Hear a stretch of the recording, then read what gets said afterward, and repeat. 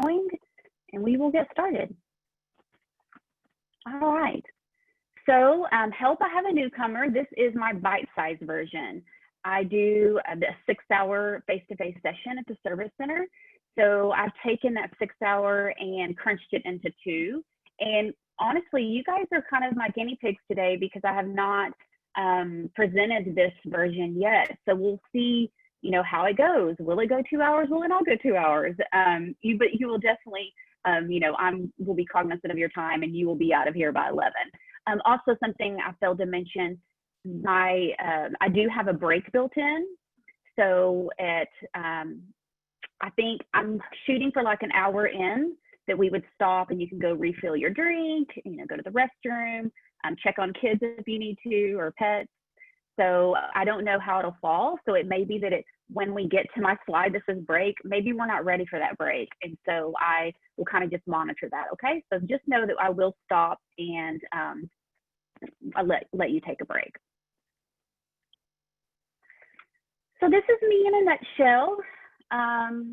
I have pre-K experience, pre-K-12, experience. I've been in the classroom. I've been an ESL specialist. I worked at the district level as have done both bilingual and ESL programs. When I came to the service center, I was an instructional content coach, and I did that for 2 years. And I did mainly secondary, but pre-K-12 there as well. And then just most recently, back in September, I took the position of being an ESSA team lead. And hold on just a second, because it looks like somebody is unmuted, and I need to mute them. Sorry about that. We were getting some background noise. Okay. All right. Sorry. Okay. So yes. So now I'm the ESSA team lead, and ESSA is the Every Student Succeeds Act, and that encompasses all federal programs. So Title I, Title II, Title III is bilingual ESL, Title IV. And so I assist, I mainly am doing Title III, but I assist those other areas and those consultants that are in those positions. So kind of done a little bit of everything. I just finished my 22nd year in education. I've done adult ESL. I've been married to a teacher and a coach for 22 years. I have 3 kids. I have a daughter that just finished her first year at OU. She will not be returning. She did not like OU. So she is transferring to Texas A&M. And then I have a son that is a freshman and will be a sophomore, in high school. And then I have a little one that will be going into 3rd grade. And I'm a soccer mom, and I love to run. I read. I love art, gardening, and I really wish I was an interior designer, but I'm not. So anyway, this is me in a nutshell. You know, always know that you can reach out to me. I will give you at the end my email. And then again, the social media. I'd have my Twitter, but also we have the English Learner Support Facebook page, Twitter, and YouTube channel, and I take care of all those things. So I want you to know that you can always reach out to me. I'm here to help you. And as I mentioned, we do have Facebook now, and I think now that we have Facebook, I think I need to add Instagram. We have Twitter, and then our YouTube channel. And the YouTube channel, when you go to that link, and guys, I will send all of the links and information in a follow-up email. So you'll get all of this. You will not get my PowerPoint, but everything that I have, I will send a follow-up email that gives you everything. So don't feel like you have to frantically write. If you want to take pictures, that's fine, but just know that I will send this to you. But anyway, YouTube, most recently, we set up a YouTube channel, and I have several playlists there for professional learning where I upload my recorded sessions there where people can go back and watch. Also, a playlist for parents. I've been trying to find not only just good articles and information for English learner parents or parents that adopt an English learner, and also books in other languages. So I'm trying to build that one up. And then there's also a playlist I'm trying to start for students. So it's all in its infancy, but I'm trying to build that up. And this is our new logo. You're one of the first groups that has gotten to see this. When I came into this position, there was no logo for the program. And so we had our communications team create one for us. And so you're one of the first groups to get to see this. You'll see this on my slides and you'll see this in our social media, but this is our ESC Region 11 English Learner Support logo now. So I'm excited to unveil that. All right, so our objectives today, we're going to look at what are the characteristics of a beginner intermediate English learner. And when we talk about a newcomer, that's about the range that we're looking at. And I want you to think about too, as we talk today, an English learner, when we think about TELPAS, and those of you that have been TELPAS raters, they can be beginner, intermediate, advanced, advanced high. I want you to think of it kind of like a spectrum. You know, they can be beginner, but then they can move close to that intermediate piece, side, and then the same for all of them. So when you think about beginner, there's a range. There's a range for intermediate. There's a range for advanced, advanced, high. But when I think about a newcomer, we're really talking about that beginner intermediate. And our intermediates, they may be pushing closer to advanced, so we might not consider them newcomer anymore. So that's the group that we're going to talk about today. And we're also going to look at strategies to support our newcomers with language acquisition and content.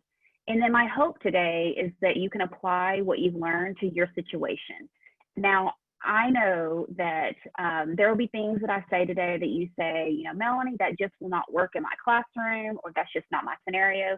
And I completely understand that. We're all coming from different situations. We all have different, backgrounds. We all have different districts that require different things. And so I do understand that, and I do know that. Just know that I understand there are a lot of different variables whenever we talk about what that might look like for you.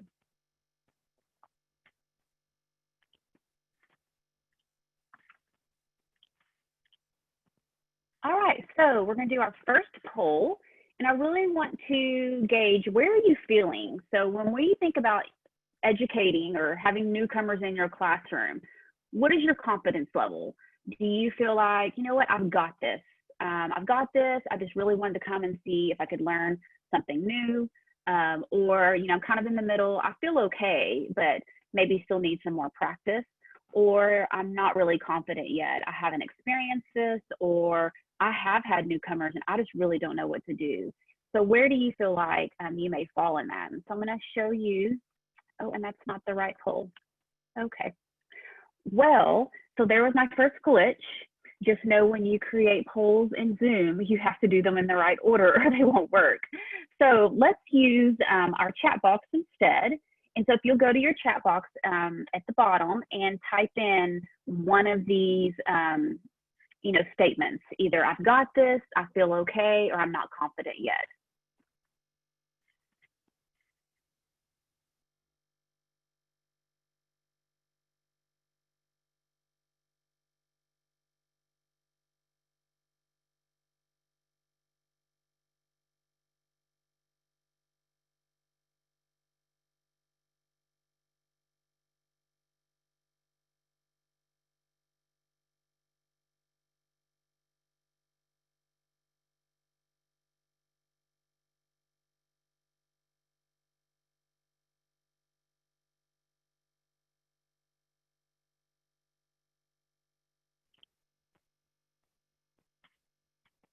Guys, are you not able to use the chat box? I haven't seen anybody type in yet.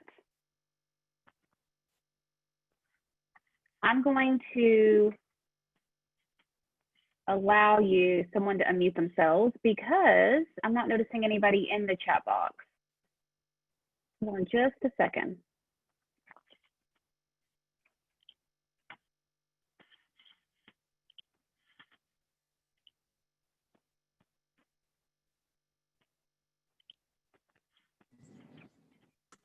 Hi, this is Olivia Vanden. We're not able to put anything in the chat box. It says the chat box is disabled.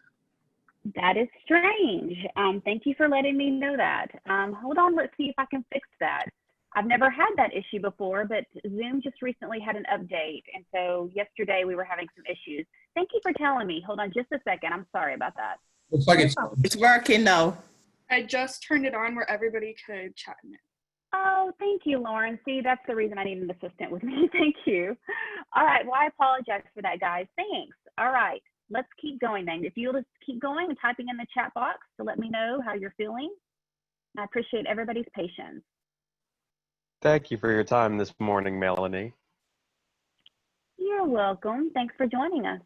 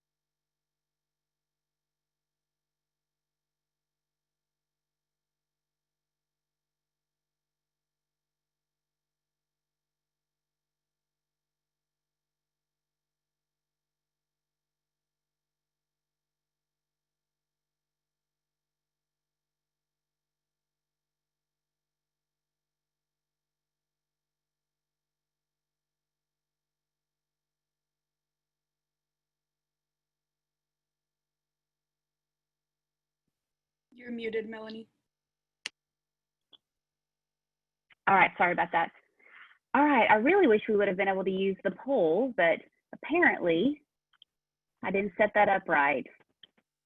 All right. So let's see here. We have, I've got it. I'm okay.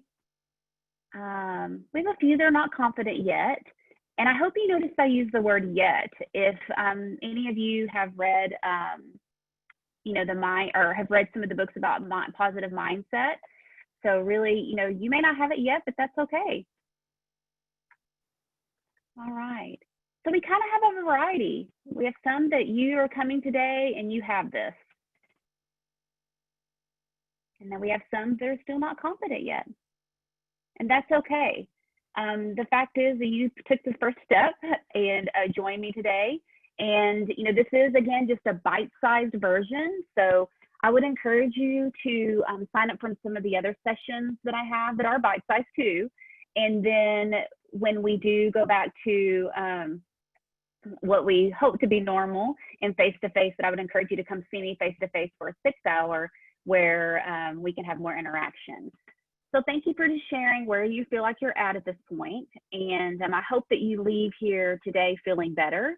I know that this has been such a weird situation for all of us, not only just in the classroom, but just, personally as well.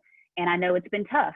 It's, even though I'm not in the classroom anymore, it's been really tough to even teach you in this manner and not see your faces, and be able to talk and chat with you and interact. So it is very different. And I can only imagine if I were still in the classroom or in district and not being able to see either my students or the teachers that I worked with, it would be hard. So you've made it though, you've made it to summer, and I hope that, you can rest and rejuvenate and take advantage of all of this free professional learning that's happening out there, because if you're not seeing all of the great things that are being offered for free, they're usually expensive. I would encourage you to attend those. There are lots of good ones, and I'll talk more at the very end about some that I've been attending. All right, so I want to share with you this passage that a newcomer shared, and this is the path of the newcomer. And I want you to think about this as I read it to you, or you're reading it right now. Would you consider yourself a newcomer when we're talking about how do we educate English learners, in particular our English learners that don't have that language? Would you feel maybe some of these things? But I want you to listen to this as I read it to you. Wendy says, I would like to say that it is not easy being a newcomer. It is not easy to leave a life and start again, adapt to changes, learn a language, but it's not impossible. With tenacity, commitment, and effort, everything can be. Hope and determination keep us on our feet and drive us to achieve what we set out to do. Something to always remember with our students that are coming to us from another country or another campus, and they don't, look like us. They may not speak like us. Their religion maybe is not like ours. They don't dress like us. They don't eat the same foods. Just remember, they didn't choose. Those children didn't particularly choose to come here. They're coming with their families, and that can either be for a better life, or it can be because they had to flee their country due to persecution. And they just want to come here where they don't have to feel like they're going to wake up every morning and potentially be killed.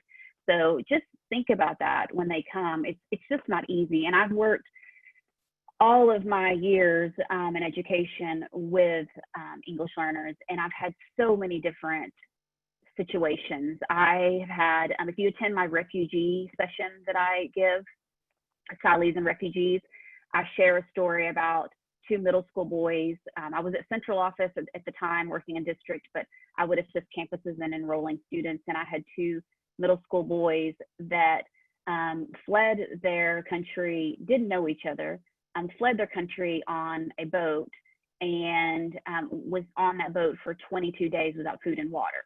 And then a Navy for this particular country came and saved them and then put them in prison. And they were in prison at ages like 12 and 13 for 6 months.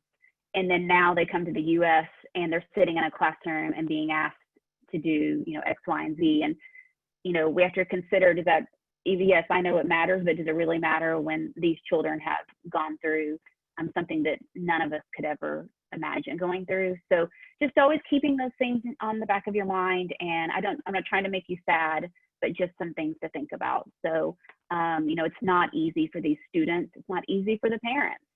They may be coming here for a better life, but in the beginning, it's, tough for them. All right, so now we're going to do a language experience, and typically we would do a Four Corners activity together, and we were together in a classroom, but that's not going to happen today. We are going to do this one through Padlet. But before we move to that point, I want to just kind of talk you through this. So the reason I'm going to do this activity with you is for you to really think about, what was your language experience? So is it the first one? I studied a foreign language 3+ years. Maybe it was in high school and college combined, or maybe, as an adult, you went abroad and learned. Or are you number two? I studied a foreign language 1 to 2 years. Is that where you fall? Majority of people typically tend to fall into that category when I do this session, mainly because of what requirements they had in high school. And then 3, I did not study a foreign language in school. And we do have many people that this is the case. It was not a requirement at the time that they were in school, or maybe they had another choice and that's not what they chose to do. And number 4, I am bilingual, or I am trilingual, or I speak even more languages. So that may be you. You may be fall into that category. So what we're going to do now, and this is going to be, just know, I'm going to be very patient, and we're going to do this I'm going to give you plenty of time, so I don't want you to panic, because we're going to do this one in Padlet, okay? And so what I want you to do is, if you're full screen, you're going to want to hit escape and and minimize, and you're going to want to open Padlet. It might be easier if you have a smartphone to take your smartphone and just take a picture of the QR code, and it'll take you to that and you can respond there. That might be easier. Or if you have an iPad or some other device. Or what I'm about to do is I'm going to minimize, and I'm going to copy and paste this link into the chat box. And when you go to the chat box, you're going to have to highlight that link, and you can do Command C, which is copy, or you can, if you're going to right click and copy it, and I want you to go to a new tab and open that up. And when you get in that tab, it'll show each of these 4 categories. And what I want you to do is I want you to respond. Just you hit the plus sign in Padlet, and I want you to respond. How have your own personal language learning experience how has that impacted and affected the way you approach teaching newcomers? So when you get a newcomer, are you panicked because, oh, I don't know what to do? I've never experienced, having to learn another language. Or are you, is it easy for you because maybe of some of your experiences? Okay. So what I'm going to do now is I'm going to minimize myself, and I'm going to take our little link here, and I'm going to put it in the chat for you. So when we get there, when you go over there, I just need you to copy and paste, or copy it. And you're going to paste that into a new window, okay? I'm going to go ahead and move to that since I put it in the chat. And when you get there, you're going to see this. And I see some of you are already in there. Awesome. And just keep adding. And I would encourage you, if you have already typed yours, to read some other responses. And I've even allowed the option to like or heart other people's responses. So if you already have yours in, I would encourage you to scroll through and read others.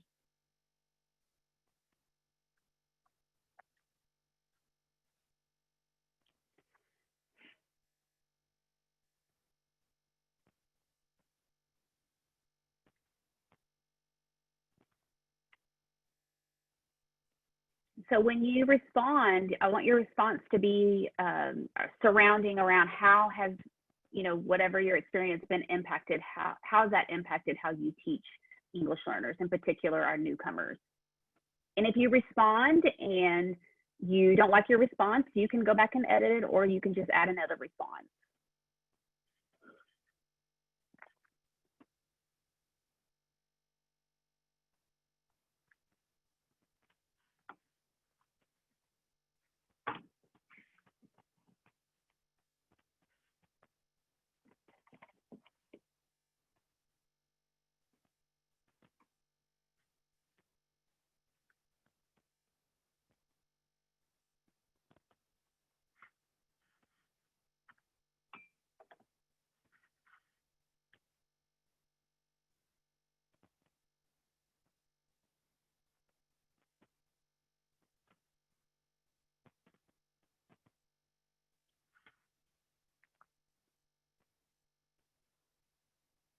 We have about 65 people in, so I'm going to let everyone have that opportunity to respond. So again, if you've already responded, feel free to scroll through each of these areas and just kind of read what other people have shared.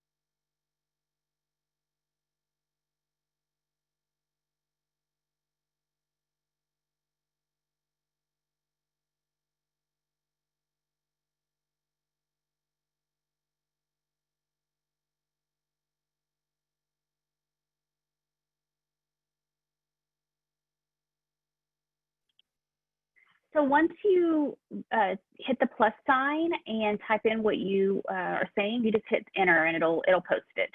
If you don't see yours there, it just could be that there's so many people typing in.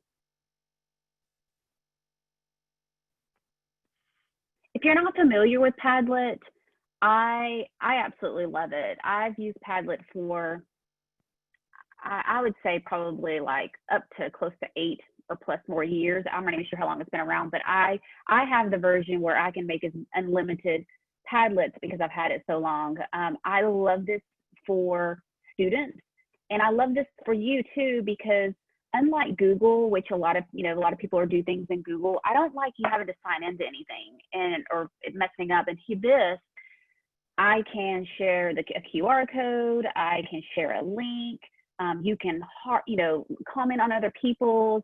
It's just a really great tool, and you can also PDF it.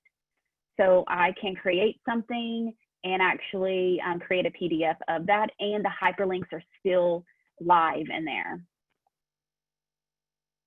Oh, and thank you. One of our participants says you can click the heart at the top to save this page to your personal profile. Awesome. So I do a lot with Padlet. In fact, I'm working on a summer school Padlet for our school districts right now. And I just thought this would be the easiest way to add in links and resources. So if you're not familiar with it, I would highly encourage you to check it out, especially if we have to resume any kind of virtual teaching. Let's cross our fingers and pray we don't have to, but if we do, I would highly encourage you to utilize this with your students.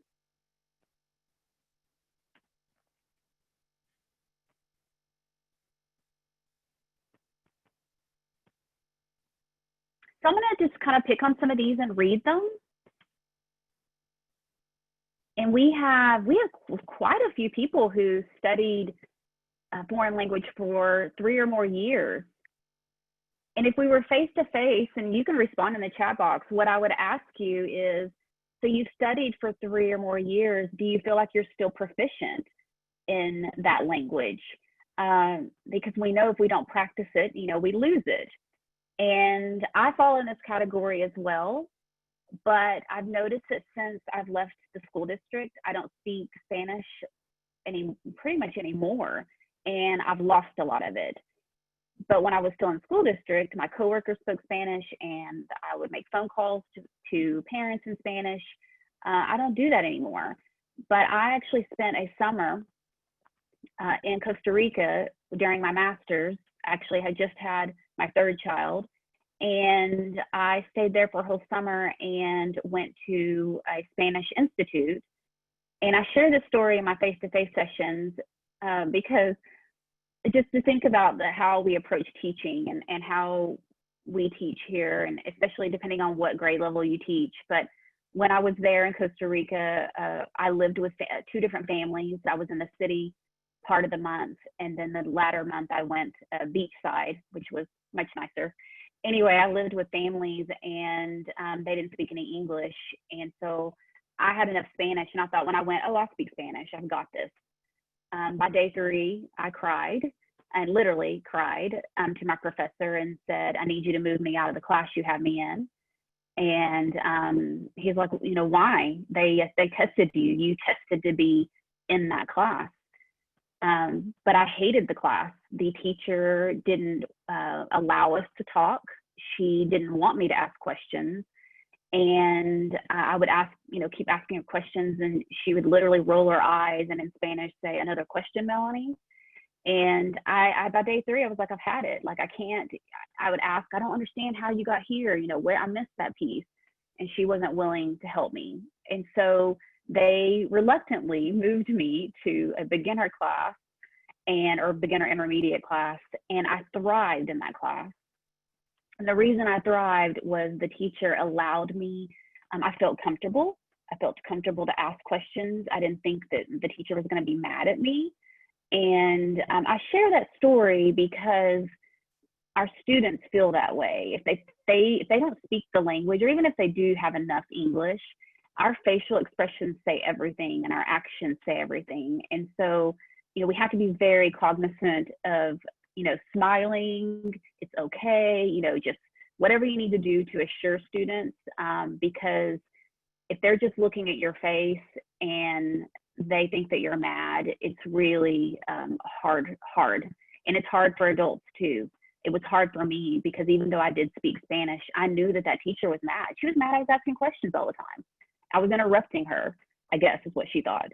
And I learned way more Spanish and those missing gaps that I had in that beginner intermediate class, because the teacher allowed me to ask questions and fill in the gaps.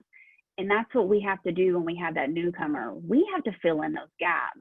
Whenever they come in, we have to remember, even if they're coming in elementary or especially at secondary, they've missed the type of education that we have here in the US, and we can't assume that they know, you know, certain words or any of that. So just something to be mindful of. All right, so looking on, let's see here. I'm gonna watch my time.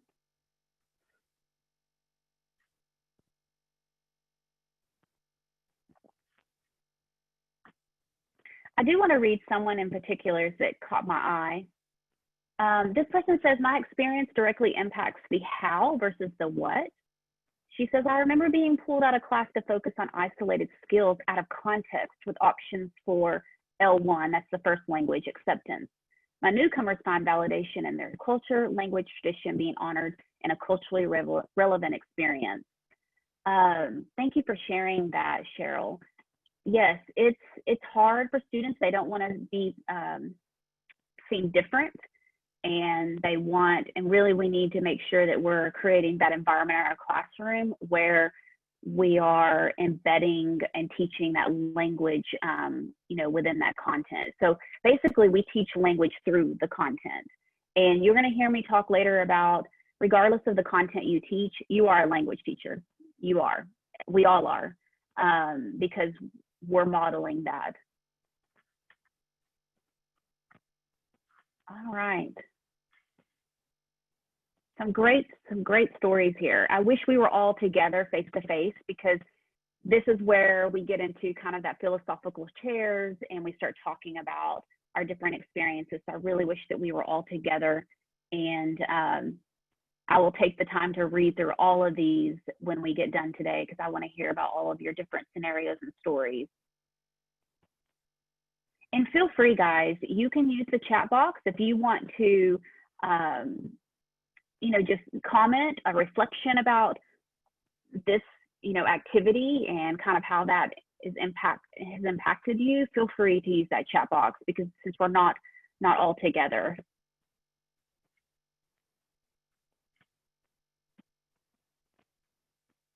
Okay.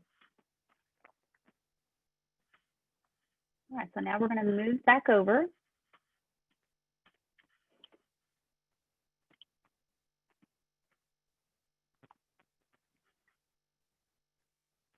All right, and the reason too that I have you do this is kind of to set the stage for what we're about to do, okay? And so to really think about, you know, what is my experience as a language learner?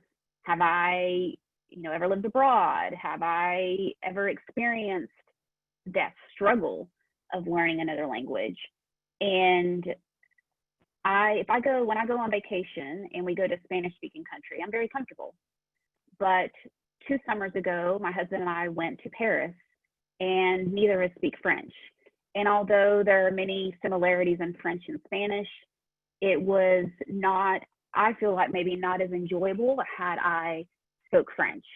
And it was really hard to communicate, to make sure we were getting on the right train, because we traveled to other places in France, and it was very hard. And I had my phone and trying to use my translating app. And so I think until you can really put yourself in that situation, it's hard for you to understand what your student might be going through. And I would encourage you that if you've never experienced that, and you maybe never will, that you will really take a moment to think about what that might be like, you know, if you had to move to another country, and what would that feel like to you? So what we're going to do now is we're going to go to Latvia, okay? And we're going to have our own language experience. And if any of you have ever attended my full Help, I Have a Newcomer, then you've already experienced this, so you get to do it again. But I want you to think about this, and you can use the chat box. Feel free. I would love to hear from you. How many of you were raised outside of the U.S.? Some of you, you know, maybe even your family was military, and so you were raised outside of the U.S. How many have English as their second language? And has anyone lived abroad? Maybe even for a short period of time, like I shared that a summer I spent in Costa Rica. So if you'll use the chat box, I want to hear from you guys.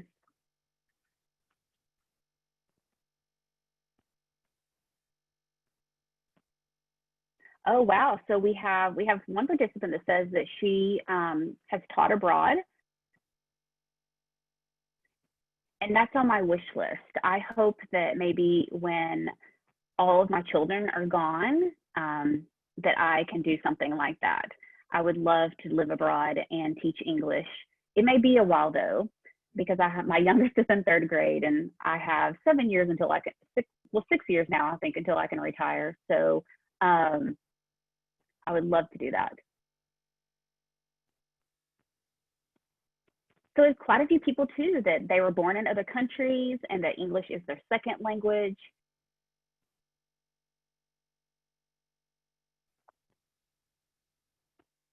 And many of you, none of those things, and that's okay too.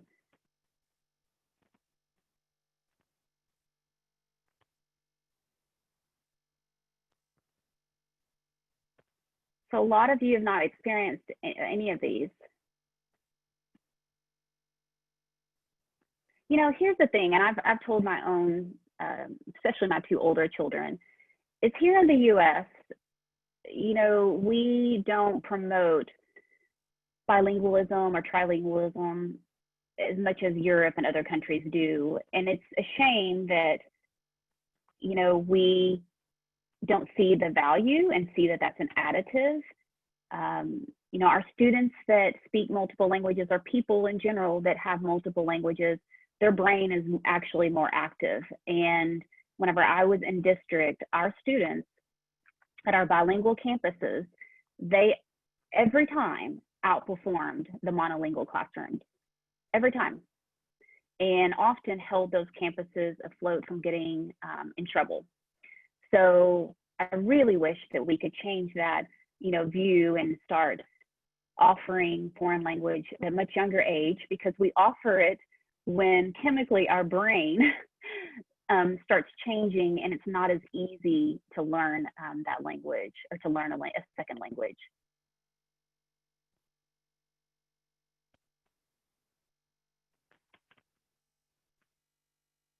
Okay, so we kind of have a variety. Some, you know, you've always been here, but it's maybe you travel, and we have others that, you know, maybe you've been in the Air Force or another military background. Wow, we have a lot of well-traveled people in this group today. Some have spent extended time in Greece, India, and Mongolia. Wow.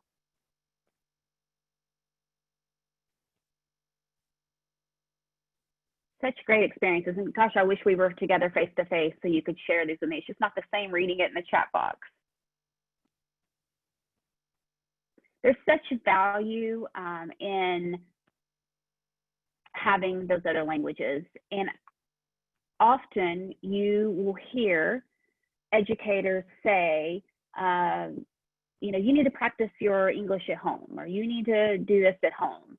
And I say the opposite. You need to encourage your students who speak another language. You need to encourage them to learn to read and write and continue to speak that language at home. Because nothing makes me more sad than having students that by the time they got to me in middle school, they would say, you know, I can't read or write in Vietnamese, or I can barely speak to my grandmother in Russian. And that's because we as educators, in my opinion, have not promoted it enough. They're going to get English all day, you know, in school. There's English is everywhere they go, but their language may not be. And so we really need to encourage our students that at home, you need to speak your language. Don't lose that language.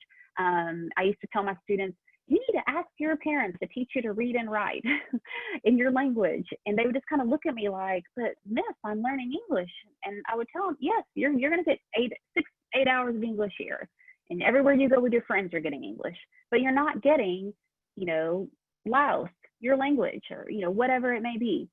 So I would highly encourage you to promote that, because the stronger that first language is, the stronger the second language will be.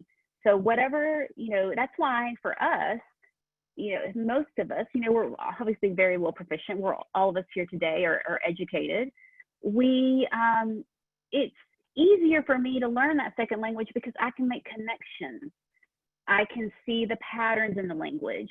But when you don't have a strong first language, you can't make those connections as easily, and you don't see the patterns in the language. So anything you can do to encourage reading and writing in that native language at home, it is okay, and it's highly encouraged. Thank you, Jenny. I did get on my soapbox, and if you're with me in person, I tend to say, I'm sorry, I'll get off my soapbox real quickly. But anyway, welcome to Latvia. Let's get going. All right, so some things to think about. How will you navigate the street signs or ask for help? You just arrived and you only speak English. And let's say maybe even you don't have your handy dandy phone, because one of my apps, I can actually, well, many of your apps, I can use my camera and it will translate it for me. But let's say we don't have that. What am I going to do? What am I going to do to navigate this place? Now, luckily here, I can see that picture is a bus. So I can put 2 and 2 together and go, oh, okay, maybe this is the bus stop. Okay. And I want you to think about some of these slides, and especially this, think about it in your classroom. If I just had that sign with the word on it, and I don't speak the language, and I don't have a dictionary, I don't have my phone, would I know what to do? But now that I have the picture associated with it, I can at least put 2 and 2 together and go, oh, that's the bus stop. So as you think about when you plan out your activities in the classroom or put things on your board, would a picture help? Would a picture help for a student who can't read, or that's dyslexic, or has special needs? So it's not just for ELs, it could also help your others. So how will you register for school or talk to your teachers? This is something that I'll probably get on my soapbox again about. Will they put you in the right grade? Will they identify you with a learning disability? The grade level. Working at the district level for 8 years, I would get phone calls from campuses that would say, oh, we got this little girl, Melanie, and she's from Africa, and she does not speak any English. It says that she's 3rd grade, but because she doesn't speak English, I think we're going to put her like in 2nd grade. We can't do that. I don't think that you would want to go to this Latvian country, Latvia, and they go, oh, you know what, you have a college education, but I'm sorry, you're going to have to go back to middle school. Or are they going to say she has a learning disability because she doesn't have the language? And that one I dealt with a lot. In particular, I would struggle with my families that adopted children, and it's, the whole situation is just, it can be stressful anyway, but I had a lot of students that were adopted by families, and it was hard for families to understand, well, my friend at church or my neighbor, their little girl from Russia, she's like doing just fine, but my child isn't. And they would compare, and they didn't understand, and so they would want us to test them for a disability. And there was no disability there. They just didn't have the language yet.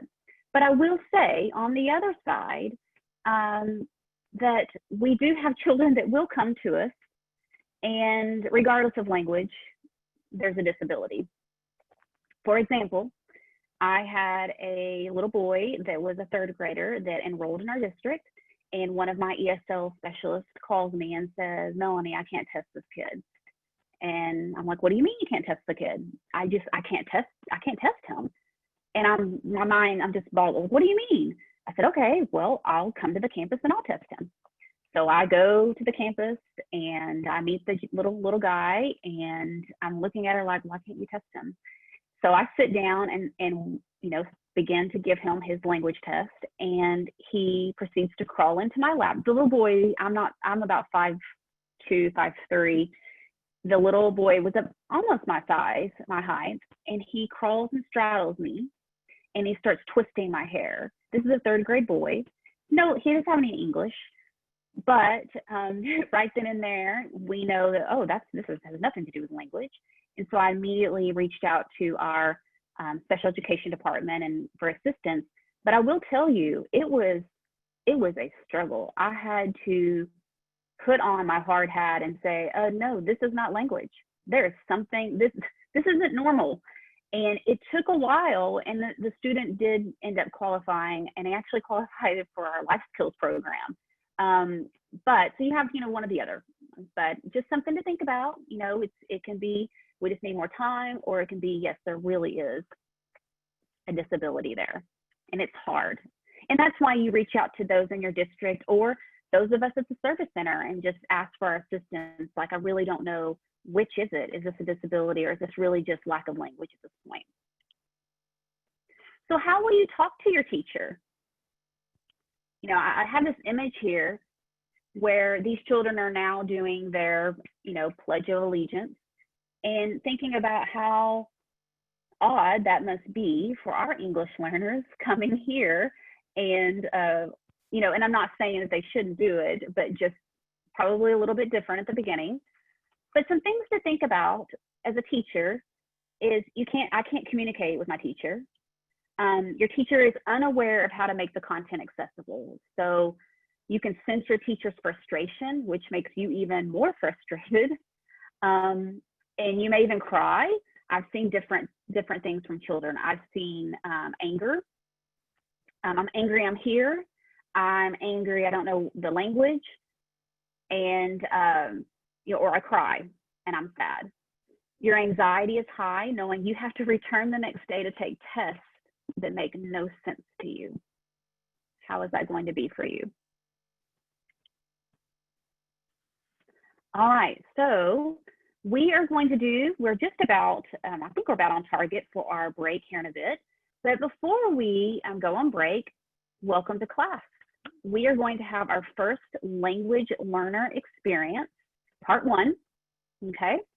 And whenever I open this up, I just want you to know I'm going to minimize and open up a new screen. I want you to know I cannot maximize it. It's being accessed through TDA, and it will not allow me to maximize it. So, but this is your teacher right here. You can see on the screen. And so we're going to do our lesson real quick, okay? I'm going to minimize, and I'm going to go there. And again, we are nearing, go back. All right.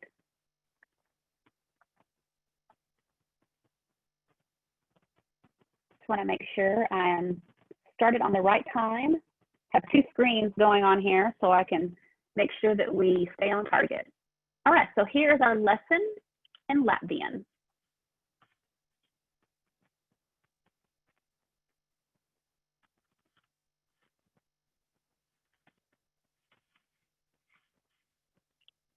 Real quickly, if you will let me know in the chat box, or Lauren, my assistant, could you guys hear that? Because I have my earpods in and I wasn't sure if that would allow you to hear. Were you able to hear what that just, no I couldn't okay. hear you. Okay, all right, so I'm gonna take my earpods out and we're gonna try it that way. Okay, this should work. So I'm gonna try it one more time, and then, can everyone hear that? Yes.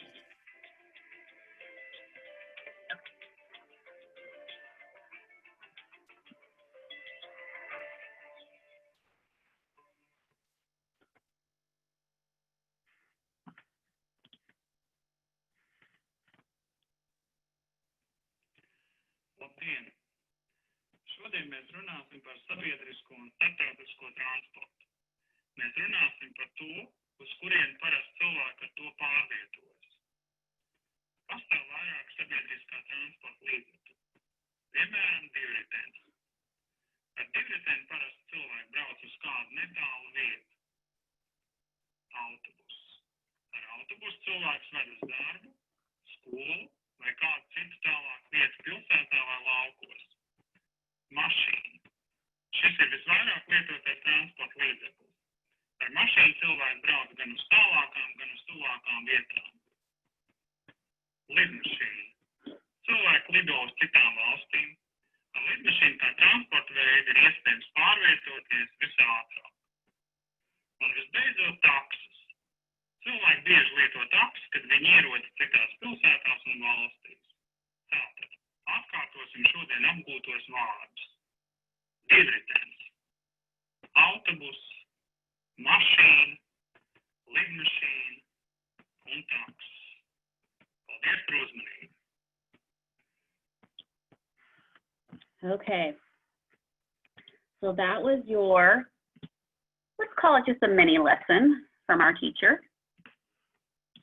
And if any of you have, as I mentioned, experienced going abroad or maybe even sitting in that classroom, even for me in Spanish, particularly when I was in the class that was, the teacher was not very nice, eventually it becomes like the Charlie Brown wah, wah, wah, because my brain can't keep up and I can't process it fast enough. And that's even for me in Spanish.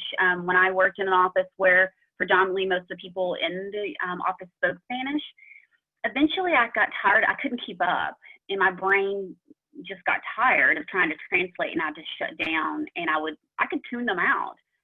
So your students do the same, and it's not out of disrespect. It's just that they, it becomes, if they do catch a word here and there, like you may have caught a word here and there in that little lesson, but then eventually it's too much for the brain to keep up with, and they just literally tune you out. They may put their head down and just ignore. And again, yeah, maybe sometimes depending on the age you teach, they could be disrespectful, but for the most part, it's not. They're just shutting down.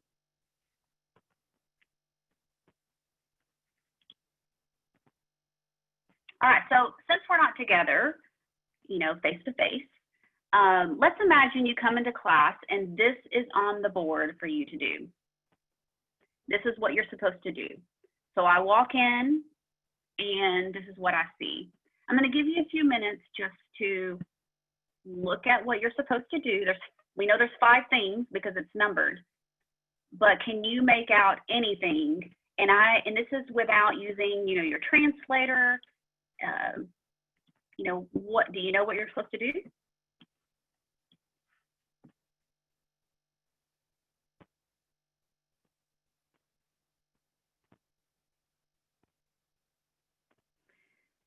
Someone in the chat box just made a comment about speaking too fast, and I appreciate you noticing that and bringing that up because that is a big one.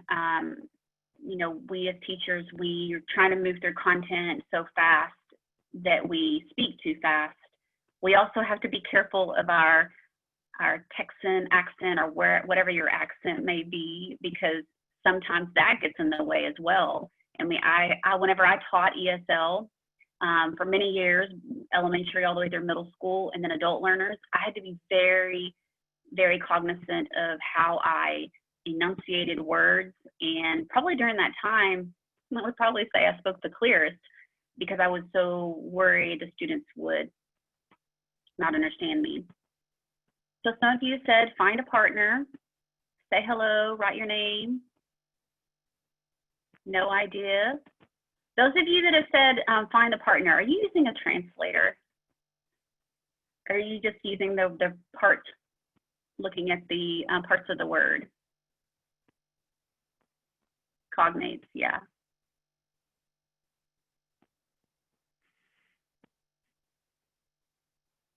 Yeah, someone commented in here, I would look around to see what others were doing and would be accused of copying.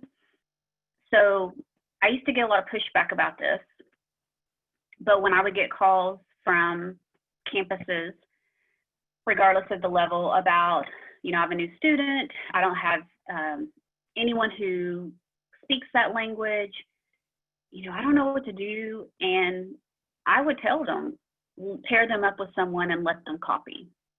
And now you need to let the other student know, hey, we're going to help Melanie out, and Just let her. She's trying to learn our language. Just let her mimic and copy what you write down, and making sure that, of course, that other student is cool with that. But it is helpful, and you have to think about yourself if and let's try to take Spanish out of it, because a lot of us speak, we can order food, or we can, do whatever and speak Spanish. Think about if you were sent to an Arabic speaking country, and they read left to right. Right. I'm not saying it wrong. Right to left. They read opposite from us. They write opposite us. Their letters. What would be helpful? It'd be helpful if I could look onto someone else and I could copy. So, that is helpful. I know I do get a lot of pushback about it, but it is. All right. So how was your first day? So you arrived at school. Your teacher, uses, I know a lot of people were saying no visuals, no pictures. And he's very monotone as well, which I know, some of us, we may speak like that, and that's fine. But how was your first day? Not fun, frustrating, scary? I had a lot of students that would cry. But consider, we do what I just showed you. We do it a lot, and in particular in secondary. We put things on the board or in Google Classroom or whatever platforms, Canvas that you may use, even aside from having school closure. We do this to kids. We put things up, and we may not model it. We may not check to make sure that students have it. And, you'll hear a lot of people say ESL strategies are, they're good for everybody, every kid. And they are the things that we talk about to do, the visuals and all these things, they are good for everybody, but they're absolutely necessary for some. And that's our English learners. They're absolutely necessary. We have to have them. They have to have them, or they can't make those connections. So many of you, it's a frustrating day, and that would be a frustrating day.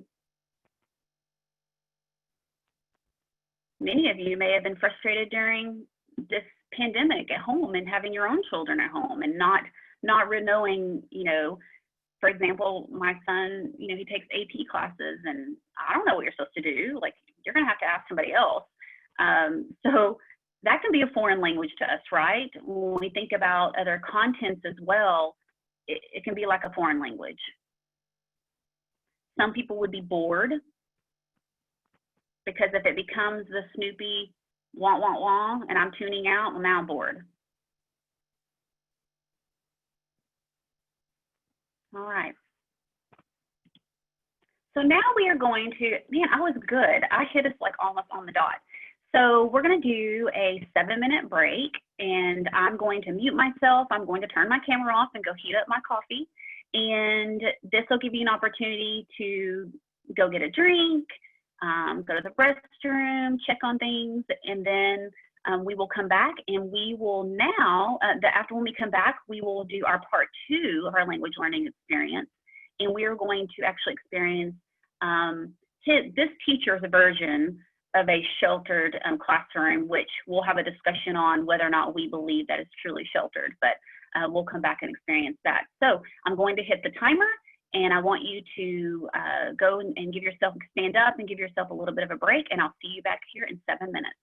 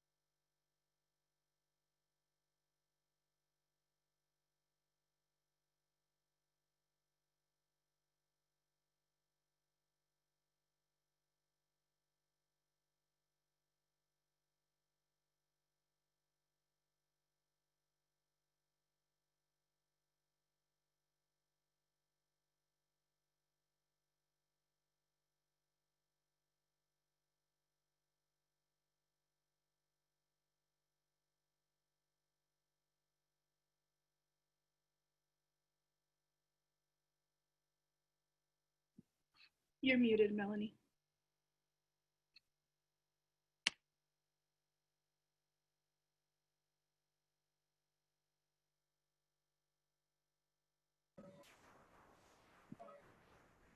Melanie, you're muted.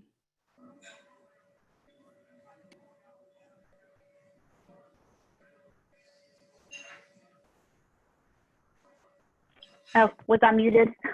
Yes. Guys, I think I have mine. Lauren, can you hear now? Yes. Okay, and I think my earpods just died on me. So, all right, these fun technical difficulties that happen while presenting. All right, I'm gonna have to take my earpods out here in a second anyway, because now we're going to move back to our second part. So welcome back again. I hope that music did not put you to sleep. It was not easy finding a timer that either was not, inappropriate or, just really met what I wanted. So hope you didn't fall asleep and you're back with me. What I'm gonna do real quick is I think I'm having some issues with my earpods, so I'm going to undo those real quick.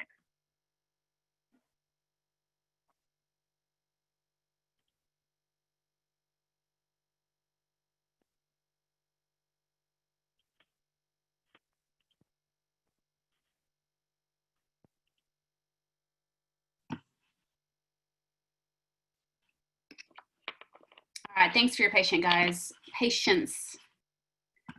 Oh, when I did that, it turned off my mouse too. Things are just not going my way this morning. All right. You know how it is with technology. All right, so here we go.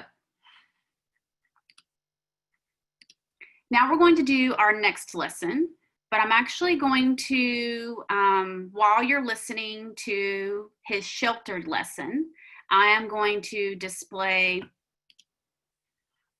the transcript. Okay, so this is the transcript of what, I'm not showing you the English just yet, but this is the transcript of what your teacher is going to share. So let me see if I can move my other screen over real quick. Come on.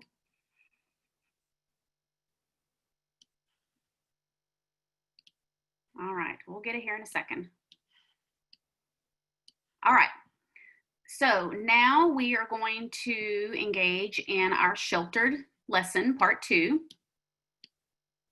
And then we're going to have a discussion, do we really feel like what he presents to us this time is sheltered? I'm assisting him today by giving you this transcript of what he is going to share, or what he's already shared. He's going to share it again.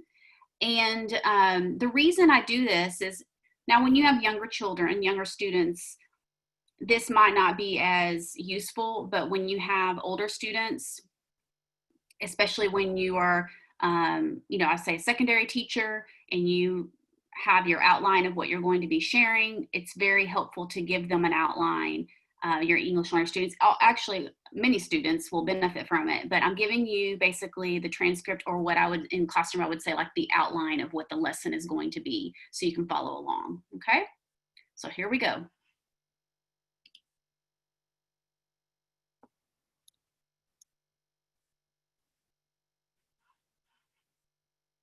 Maybe, come on.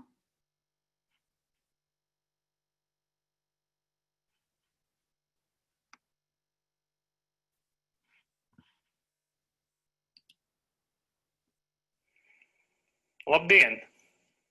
Šodien mēs runāsim par sabiedrisko un starptautisko transportu. Mēs runāsim par to, uz kurieni parasti cilvēki ar to pārvietojas. Pastāv vairāk sabiedriskā transporta līdzekļi. Piemēram, divritenis. Ar divriteni parasti cilvēki brauc uz kādu netālu vietu. Divritenim ir 2 riteņi.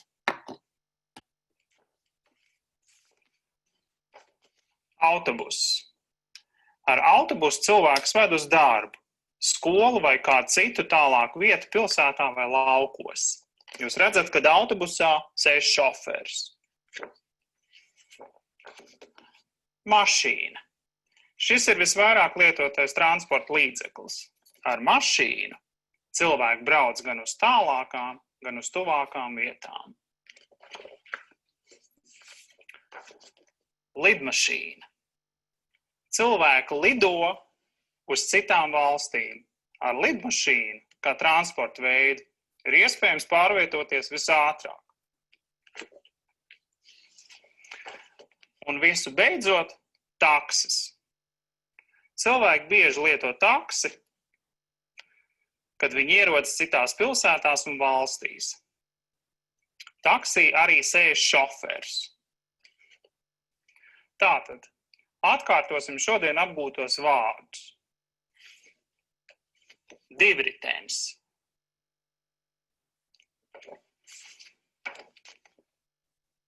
Autobuss.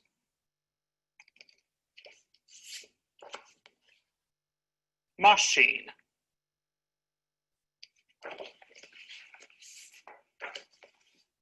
Lidmašīna. Un taksis. Paldies par uzmanību. Okay. So that was our sheltered lesson. And is it going to be possible for you to give a transcript to your students of everything you're going to say? No, it's not. But what could you provide them ahead of time that would be helpful before that lesson happens? Often, whenever I was an ESL specialist on campus, I would reach out to the teachers and I would say, hey, what are you guys going to be teaching in the next week or next unit, whatever. And then I would start front loading that information. So then when my students maybe got to this lesson, they at least had some familiarity with those vocabulary words. And so I really focused heavily on the vocabulary of the content. When I was at secondary, even though I was the ELA teacher, my students would still come to me and ask me for support in all of their classes. And I'm not a math teacher, and that was often hard, but I would do the same. I would just reach out to those teachers. Hey, what's coming up in the scope and sequence that I can support them? And if you're in a role like that, where you are a specialist or you're able to do that, or, even as a classroom teacher, could you potentially have especially with the world that we just finished living in, right? The virtual world, would it be possible for you to take your scope and sequence for the year, and if you use Canvas, or could it be in Padlet, or whatever it may be, that where students that wanted to could go and start front loading some of the vocabulary and that information? All right, so I'm going to minimize that and take us back to our lesson. So we're done with our Latvian lesson. Let me go look at my chat box here real quick. Yes, so pre-teaching vocabulary is very helpful. So this is what we just saw. That was the transcript of what he said. Also, something else to note is when you have provide something ahead of time with the kids, then I can look at this. I can see, what are words that I think I know? They're cognates. I can use my translator or my dictionary, and I can look up words. Also, it's nice to give students things ahead of time, because those that do have more language, they may get maybe the gist of it, but maybe there are a few words that they need to note, like, I don't understand. So think about that too when you assign an activity, is particularly all students, but particularly our English learners, is saying, look at this. Please highlight some words you don't know, and let's talk about them, because we never can assume that students know. So a few comments, about the lesson. What do you think about the lesson that we just had? Do you feel like he did do pictures, and some of you have mentioned, and then some have mentioned that he recapped the words, but what else could he have done? Someone mentions writing the words. Any other suggestions in the chat box? It was better than the first one, but I think probably like you, I could see there could definitely be some areas of improvement. He could be coached to do a little more. So feel free in the chat box to share your thoughts about his second lesson?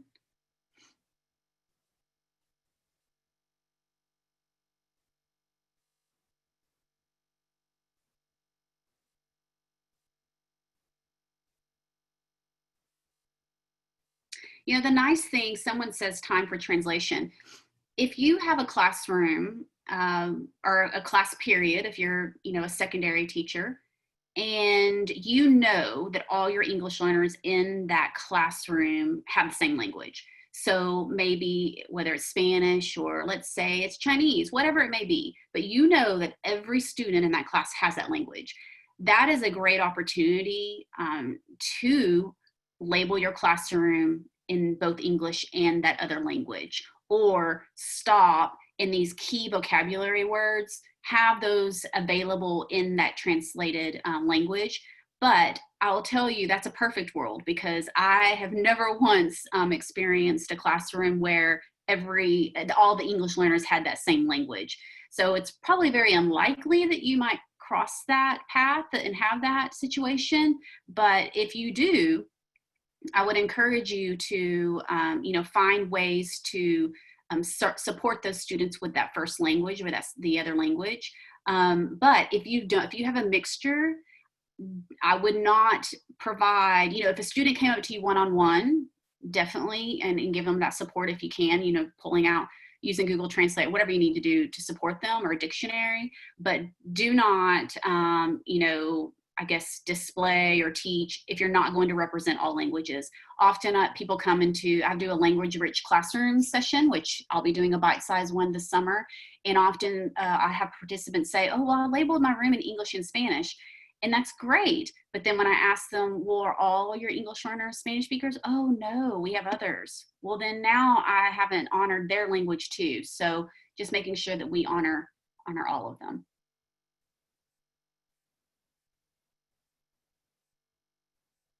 So some other comments in here, you know, a chance to repeat the words out loud. That is definitely, you know, helpful in allowing them to say them correctly and helping them. Just like your own children, if you do have children or nieces or nephews or cousins, if you've ever heard them say a word wrong, we don't usually just let it go by and let them keep saying that word wrong. We, you know, kindly correct them. And usually what I do, because even, you know, my little one, he still says things wrong. I'll say, oh, you mean, you know, potato, whatever it is. And he'll say, yes. And I say, okay, so say potato. And I'm just using that word as an example. And he will repeat it. So, you know, making sure that our students, we don't let them go off and say the words incorrectly. Because what does happen at secondary, and I experienced it all too many times, is our monolingual students, they think it's fun to teach our newcomers bad words. And they think it's fun to teach them inappropriate phrases. And the newcomer doesn't know any different. And they just want friends. And so they say it. And so I had to have a lot of conversations about, and luckily I spoke Spanish, and that child spoke Spanish, and said, no, we cannot say that. Or he would come up to me and say, what is this? And it would be a bad word. So, you know, just be able to think about all the different scenarios you may have. All right, so now if you walk into the classroom and this is what you see, you have some visual supports.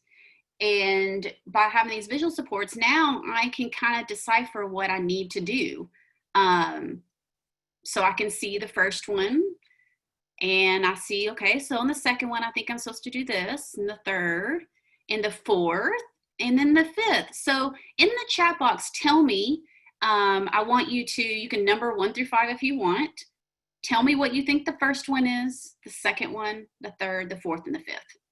So I'll give you a moment to use the chat box, and I want to know, what do each of these mean? So the first one, you think get with a partner. Okay, so what about number 2, 3, and 4?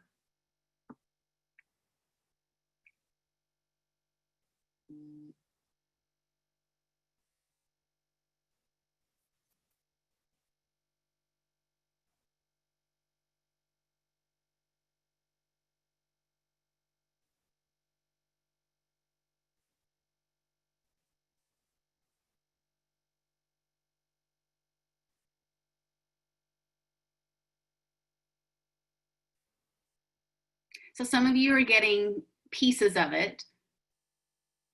I think we've established that number one, we feel like is find a partner, maybe share with your partner, talk. Last one, we feel like is you need to go back to your seat.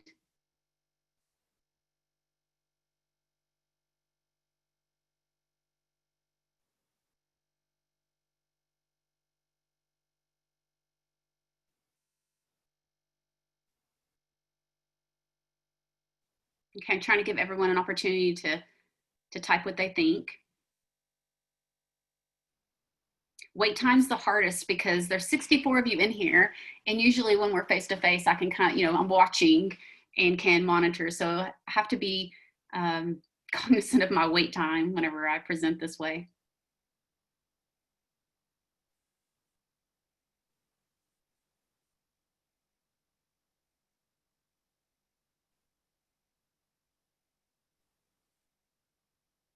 So something to think about is, we ask newcomers to write summaries.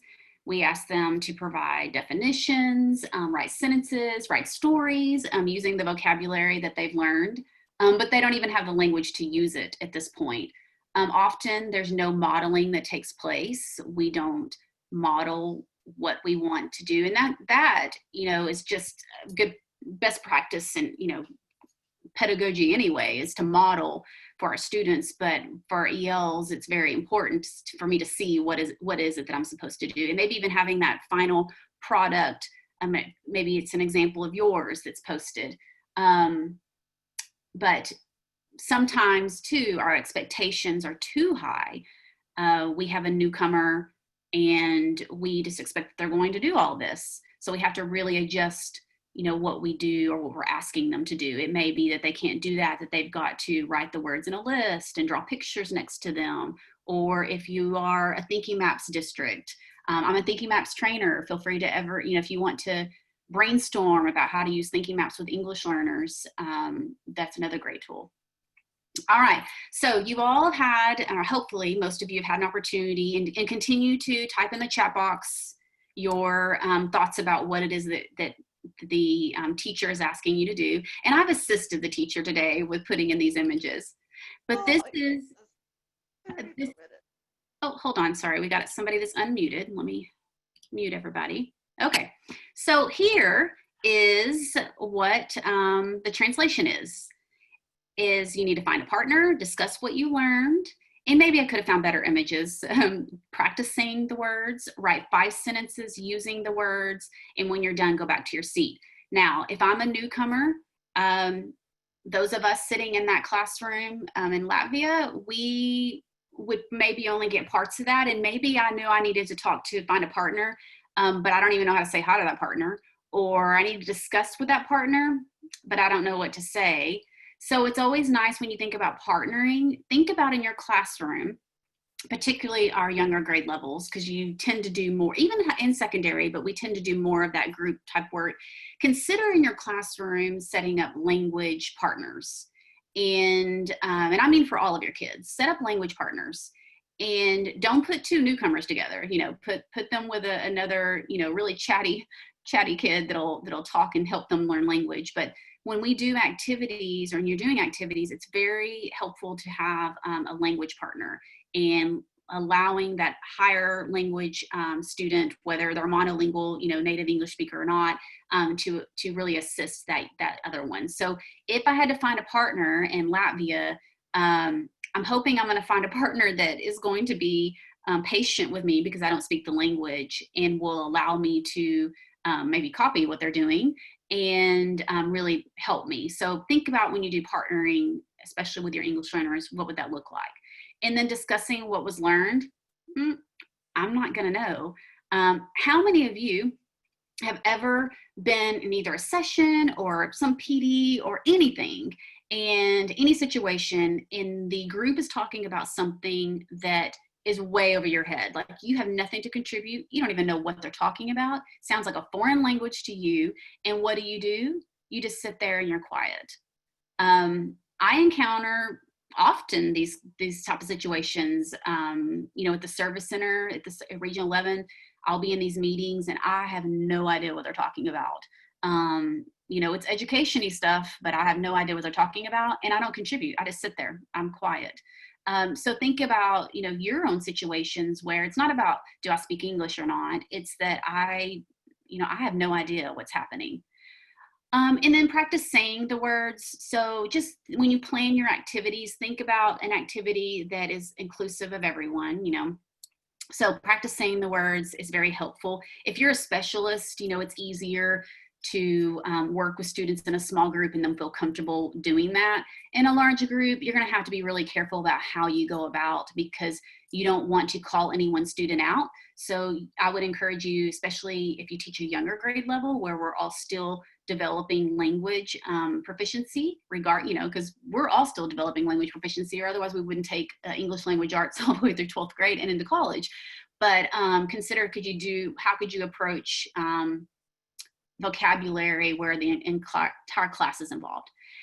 And then writing the sentences with the words, and then of course when you're done, go back to your seat. So just something here, it was just thinking about, you know, the visuals, okay, and how important it is to have visuals. So what is sheltered instruction? And well, I'm going to show you. I don't have one this summer. I may plan one for the fall, but I do also do sheltered instruction trainings. But what I'm going to do is I'm going to take you to a site I'm just going to show you a snippet of what is sheltered instruction. But the reason I'm going to take you to this site, and I will send this in my follow-up email, is because it is a great, great resource to learn more about second language acquisition and about assisting your English learners. So I'm going to take you to the Iris Center. And the Iris Center has so many great resources, but I love coming to this site to find things in particular for English learners. But you can see here that, you know, what do teachers need to know about students who are learning English? And it tells us a little bit about sheltered instruction. Something that I want you to notice is here they're saying ELL, English language learners. And that and an EL are the same. It's just different states and different states call it different things. In Texas, there has been a shift from ELL to EL. So you'll notice that I will my sessions will say EL, English learner, not English language learner. That's because the state has moved away from using that term, but it's the same thing. But anyway, you know, here's just some things it's talking about. You know, it's designed to help English learners learn English as well as academic content. And sheltered instruction is really about teaching language through the content. So if I'm a science teacher or a math teacher, I'm going to teach my students English through that content.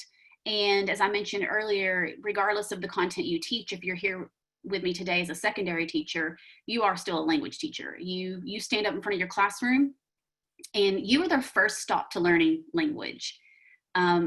They're hearing it from you.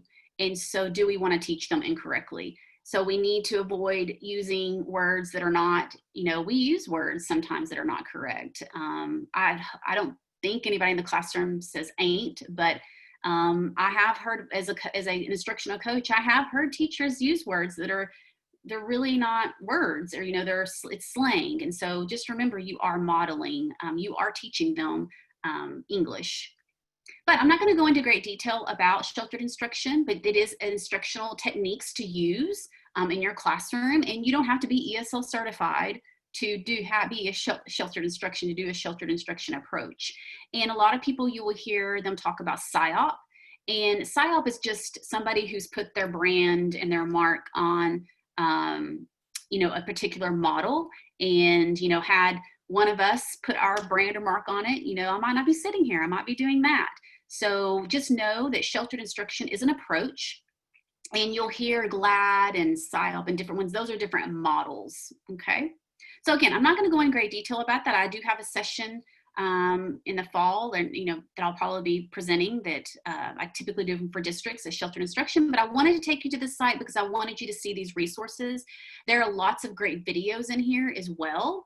And, you know, I would encourage you to scroll through it, and I will send you the link to that.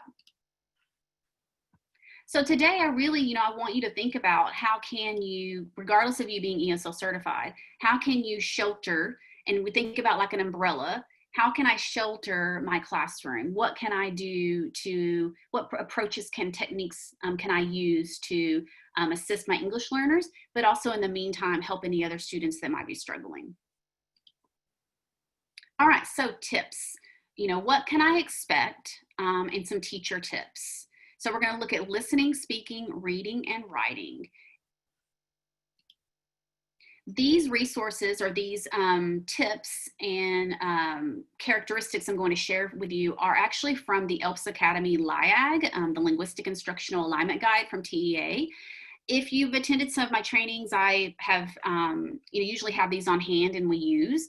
These are, just so you know, I'm going to send you the link to it so you'll have it electronically. They are at a print, well, they're no longer being reproduced because the ELPS are being updated and the English Language Proficiency Standards. So we have our TEKS or our texts, and then you have the ELPS, okay? And so those are both standards. So we have our TEKS that are standards for, all of our students and their student expectations, but the ELPS are the standards for our English learners and what are the student expectations for that.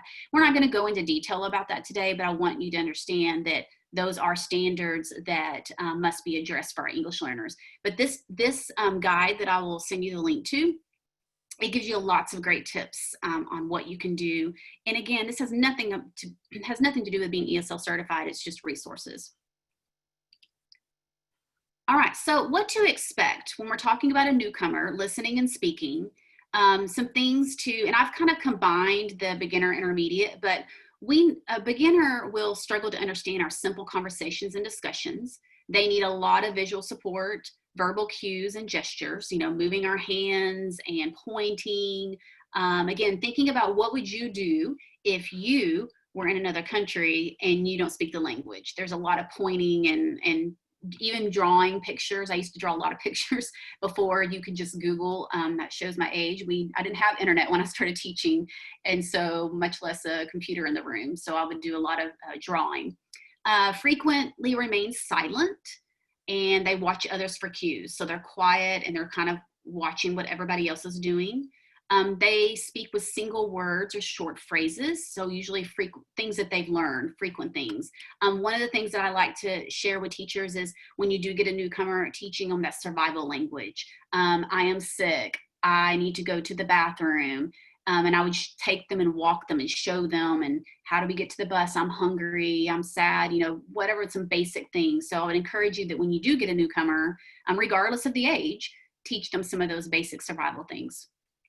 And their vocabulary is high frequency. So something they've learned, like usually I don't know. I don't know is one of the first things I would teach my newcomers. And luckily if it were in Spanish, I could tell them it's this in Spanish, this in English. But I don't know is one I wanted them to know, and I'm sorry. But concrete words and just that very basic communication. That's what you can expect from a beginner, a newcomer, beginner intermediate student. So teacher suggestions, to speak in clear, concise manner using short sentences. Try not to speak really fast. Don't use too much language. Use as few words as you can when you speak to the newcomer, and think about words that they would know, and I would point, to my stomach, like sick, or the head, the head hurt, whatever I could. Don't use too much language. Provide and allow clarification in that native language when possible. Now, when I was still on campus, I had 80 languages on my campus. There was no way I was going to know all of them. But, I would encourage you, if you do have a high population, have that Google Translate somewhere where you can do word to word.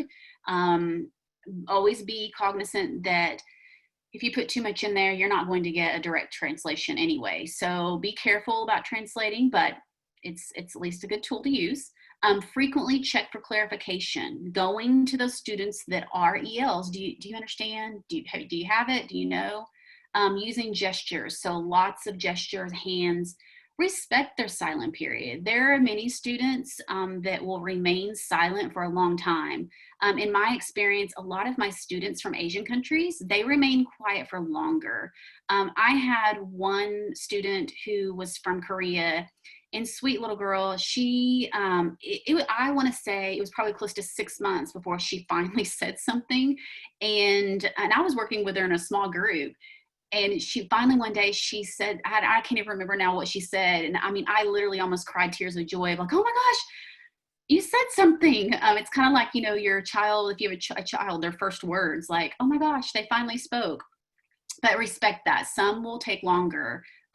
Some may take longer, not only just due to personality or their own culture being more of that quieter culture, but also if they've experienced trauma. We do get students who have been refugees and they've been living in a dirt refugee camp with limited food and resources, and they've come here and they're traumatized. So that could be the other reason.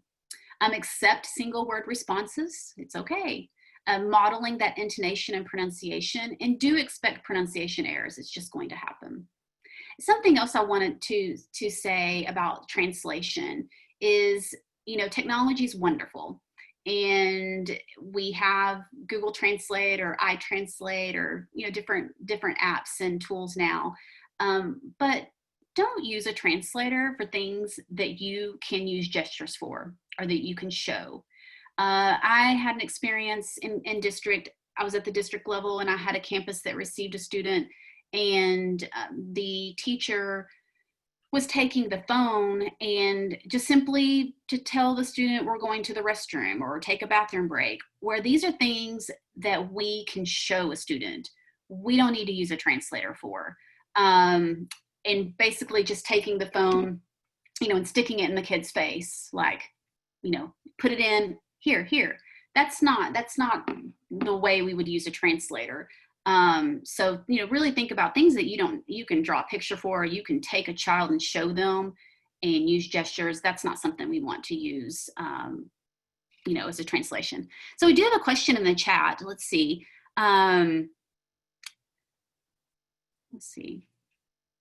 So one response, you know, asked, you know, I've always tried to get clarification, but they just smile and nod and repeat what I do. That's because they don't understand. They're repeating and because they just don't get it. And so just continue, you know, using pictures and gestures. But sometimes, guys, we teach things that are hard to clarify. How do you use a gesture for, you know, something? There's things that we teach that we just don't, you know, we can't do that for. But just, you know, smile to them and just keep it up. But yeah, if they just shake their head and repeat, it's because they don't get it. And it's going to take a bit. And we're not going to get into it in this session, but language development, it does have different factors and variables, but social language, which is just our language, our BICS, which is just our basic interpersonal skills. I always forget what all of it stands for. I think I even missed a letter there, but that's your social language, your playground language. That can take, you know, anywhere from 6 months to 2-3 years. It varies. It varies with every kid. Some will learn immediately, some don't. But your academic language, which is the language of your instruction, right? It takes anywhere from 3 to 7 years.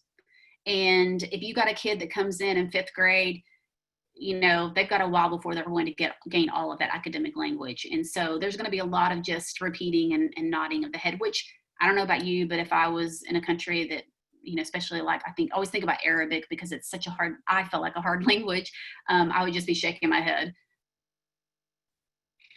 And some too, thanks for someone else's mention, you know, some may not be comfortable asking for clarification.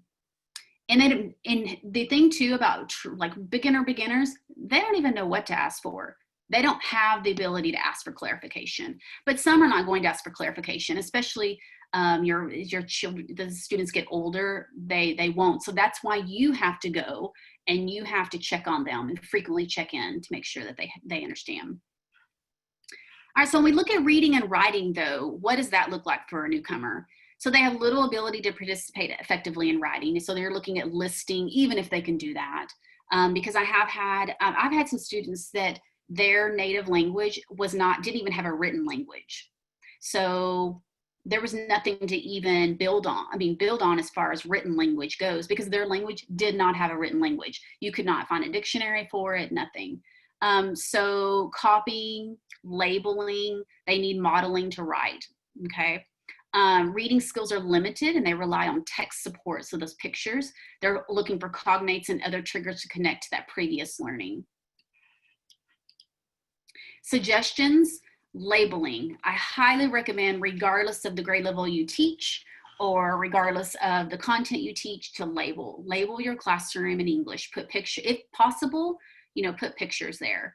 Anchor charts, signs.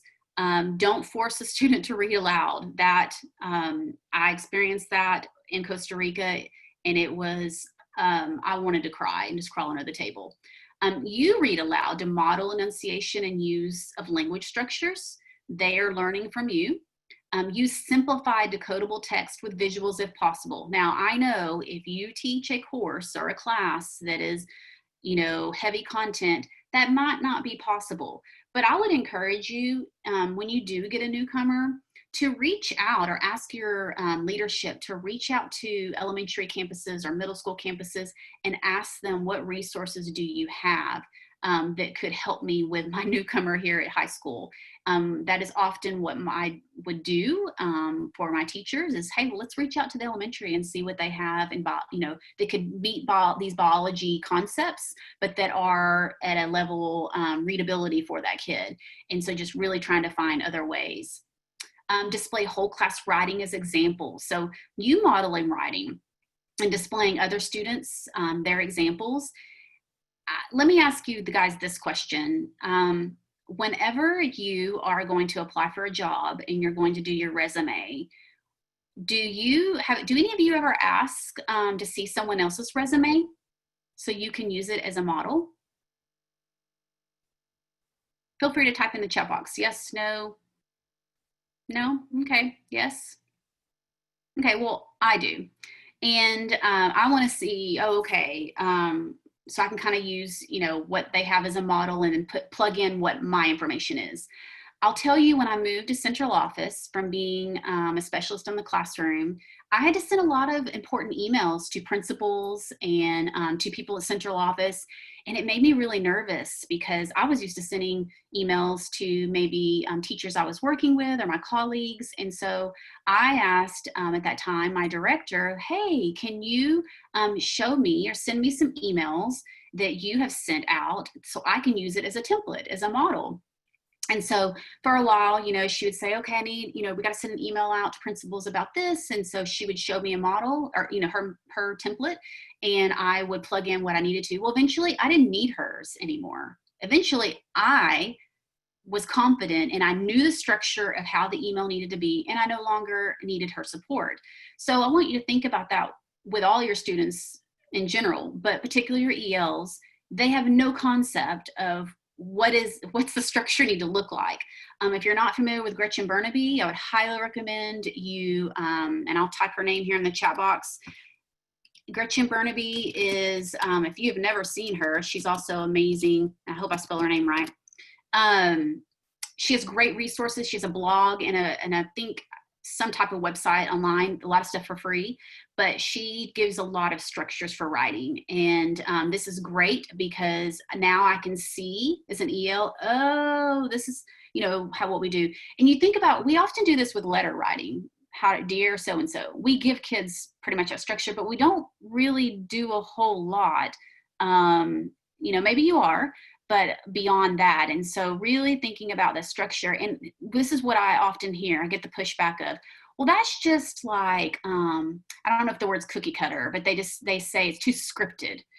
Well, if I've never seen how to write a narrative or an expository or whatever it may be, it's good. And if I can practice with maybe having a closed paragraph where I can just plug in one word, and then eventually as I become more comfortable, then I can put my own language in and I don't need those structures anymore, those scaffolds. So really consider, thinking about when you ask kids to write, really at the beginning, having those training wheels on and giving them that structure and maybe giving them a big chunk of what it is that they're going to write, where they only have to fill in a few pieces, and then slowly taking those pieces away. Okay. Sorry, I get on my little pieces about stuff. And then graphic organizers. As I mentioned, thinking maps. If you're not familiar with thinking maps, I highly encourage you to go check that out. You know, I know they want you to go through the training, but you can read on there and pull down their stuff and figure it out. Thinking maps are amazing. I use them for many, many years, and I'm a trainer, but they're just really, really great. Our brain takes information into and sorts it into chunks anyway, and we only take in so much anyway. I think about today, and I think about these 6-hour sessions we do, and you know, I like this. I like short and sweet, and I can get a few things, because usually there's so much thrown at me that it just goes in one ear and out the other. So any type of graphic organizers are great for our ELs. Shared writing activities, either it being you modeling and or sharing the pen with students, or students sharing as well. Using familiar topics to brainstorm and model simple sentences. We also have to remember that not all of our students have experienced what we have. They may have no idea what a roller coaster is, yet we ask them to write about it, or going to a farm, whatever it may be. Allowing labeling and short sentences. With your newcomers, allow them to label. A graphic organizer is a great way. Put an image or something in the middle and let them draw pictures or label, and that's okay. And then providing sentence stems and paragraph structures. So we're going to talk a little bit and I'll get to a slide about sentence stems and how important they are. But paragraph structures are also very helpful, and that's what I was talking about, giving them a book.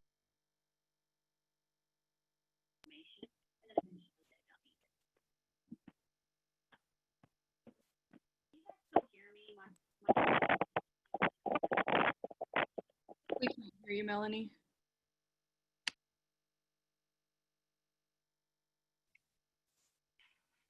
Lauren, can you guys still hear me? You just came back on. It lost for a second, but we can hear you now. Okay. All right. Sorry about that. Oh, I think I would figure this out by now. Okay. All right. Thank you, Lauren. All right. So something I like to tell my participants is listening and speaking is like walking. It happens naturally, right? Unless you have a disability or, you know, some type of different need. We listen when we're a baby, right? It happens, and you know, you'll talk and your baby can't talk back, but they understand what you're saying. And then eventually we speak. And again, you know, no other, you know, factors involved. It's like walking, right? We eventually, we learn to walk. It happens. Reading and writing is not that way though. Reading and writing is like learning to ride a bike. You have to have, you know, the skills. You have to have the confidence. You need to see somebody model it for you. You may need training wheels for a while too, before you can be let go on your own. And so when we think about reading and writing and our English learners, and all kids in general, but considering our English learners, you know, we really have to be mindful that when they're learning to read and write, they're listening and speaking, it will come along, okay? And just like learning to walk, some babies learn to walk earlier than others. Some it takes longer, okay? But reading and writing and then learning to ride a bike, some never learn to ride a bike. There are kids that they always need training wheels, or they give up, and they're like, I don't want to ride a bike. I'm going to fall and scrape my knee anyway. But when we think about this, just to consider when we talk about, you know, supporting our English learners, that, you know, they may need training wheels for a while. They eventually, maybe one training wheel can come off and then the other, and they can ride on their own and they're good.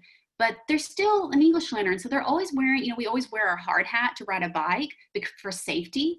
So even though you have English learners that are at the advanced high, and maybe some that eventually, you know, they reclassify and they're no longer considered an English learner, you know, for as far as what the state's criteria is, remember they're still an English learner. There's still going to be things that they don't maybe understand. So just something I want you to think about, you know, when you consider your students and listening and speaking and reading and writing in that process. All right, so I'm going to share with you my top 9 for newcomers. We're moving into our tips. Oh, wow. And we're almost out of time. I didn't realize how slow we've gone. Okay, I'm going to move these really quickly. I apologize. I wasn't watching my time. So one of the big things is creating that welcoming environment. We want to make sure that you greet your students with a smile. A smile goes a long way, even though they may not understand you and you don't understand them. So it's free. So really that creating that very welcoming environment where you don't speak English, but it's okay. I'm here to help you. Never assume that your student has experienced that or knows that word. It's always very interesting to me whenever I would go out in district and give the language assessment. My high school students that were in AP classes, and they were still an English learner, but they were in AP classes and such, some of the things that they didn't know, such as like a file cabinet or things that we just think, oh, why wouldn't they know that? Just never assume, always checking with your student. We've talked a lot today about visuals and gestures. Think about when you text or use social media. Do you get the message with just an emoji or a GIF? We do. We get what's going on. So just really think about in your classroom, regardless of grade level or content, can you use more gestures or use more visuals? And can you personally use gestures to assist? Word walls and anchor charts. They should be active and not wallpaper. Don't just put one up because your campus has said, we're all putting up, word walls, and they need to be active and used. Often I would do walkthroughs in classrooms as an appraiser, and teachers would have the same words that I saw when I came through, a few weeks ago. So really thinking about, making it active. Word walls, they build vocabulary, support literacy, develop spelling and writing skills, all contents, all grade levels. And if you don't have the space, there's lots of creative ways to do word walls. Anchor charts, making them visible. It keeps it relevant and current. Keeps relevant and current learning accessible, and students can use them as tools. Probably many of you that administered TAX or do STAR now recall students looking around in the room for where things were. It's because there's some science behind that. Their brain remembers where content was. I would encourage you with the anchor charts to make them with the kids. And anchor charts can be for secondary kids too. But when you make it with them, there's more ownership, and it's not just, oh, look at that over there that I made. Or have a student do it, especially those older kids. Really tap into their art abilities and ask them to make it for you. Number 5, regardless of content, you are a language teacher, and I know you've heard me say that today. Model, model, model. This little cartoon, I think about this. Are you the new English teacher? Yes, I are. Believe it or not, I've seen this. I've witnessed this. I've gone into middle school classrooms of my ESL specialist and have seen incorrect grammar on the board. And they were the first stop to learning English, and our students were potentially learning incorrect grammar. So just remember, you are a teacher and you are modeling language. Read alouds, introduces vocabulary, grammatical understanding, phonemic awareness, models fluent expressive reading. This is for all ages. It is not just for elementary kids. Jim Trelease, he's a huge proponent of read alouds, and he says the single most important activity for building knowledge required for eventual success is reading aloud to children. And my middle school kids loved for me to read. Audible report is always reporting its highest sales. They typically, I think they almost outsell paper books. Why? Because we like to be read to. We like to listen to books. So I would encourage you, regardless of what you teach, read aloud. And then number 7, practice daily, speaking, reading, and writing. And I love this little meme. So, oh, you took 1 year of high school Spanish, you must be fluent. No, you're not. And even taking multiple years, unless we practice it, we lose it. An extension of that is just speaking. Talking is the key. It is the key. Conversation frames and sentence stems, they model, guide, and scaffold for ELs. We've got to teach them those greetings, survival skill or survival words, debate. We have to teach students how to do that in conflict resolution. But when students talk, they think. If you're doing all the talking in your classroom, it's just you, right? But when students are actually talking, they're the ones doing the learning. The person doing the talking is the one doing the learning. So I would encourage you to find multiple ways to allow your students to talk. And normally in this setting, we would have had lots of opportunities to talk. Reading, you know, we cannot expect students to get better at reading if you don't allow them to read. So allow them to read in that native language. Eventually they will begin to read in English. Okay, so providing books on tape, well, that shows how old I am, but books on CD, I guess now, and you know, building that background knowledge is very important. Writing every day, regardless of what you teach. Don't just start writing, oh, it's TELPAS time, we need TELPAS writing samples, so I'm the science teacher and I need to write. No, we need to be writing every day. This is not just the ELA teacher's responsibility, but it improves our communication skills, it helps memory and retention, assesses student learning creativity, and allows for reflection. Also, I found out a lot of different things when I read my students' writing, things that I had to go to the counselor with because they wouldn't tell me, but they would write. And letting them write in their native language is acceptable. 8, sentence stems. Well, we can say, we can write. So giving them sentence stems develops both speaking and writing proficiency, and it provides those scaffolds to support ELs in speaking and writing. And then finally, explicit instruction in grammar and vocabulary. We cannot expect students just to voila know, you know, the grammar embedded within the content, or the vocabulary embedded within the content. Does it help? Yes, it does. But we have to be explicit about that. You'll hear students say, I have 14 years. We have to help them with that. No, I am 14 years old. So grammar, the syntax, verb tenses, we have to be explicitly teaching that. Vocabulary, pre-teaching it, cognates, multiple meaning words, and practice using those new words. For example, I have, you know, the jeans and jeans. We have to be explicit and help them see. We're looking at students sometimes that may have abuse at home, and we're putting them in place. Oh, sorry guys, we had somebody unmuted. All right, so I'm not going to go into this because I want to be cognizant of your time, but this is the TQE method, and this is Thought Question Epiphany. I will send you a link to what that would look like in the classroom, but it's a great activity you could implement at depending on the grade level, you could do it in different ways. So I will send that later. So you'll have a link to see what that means, okay?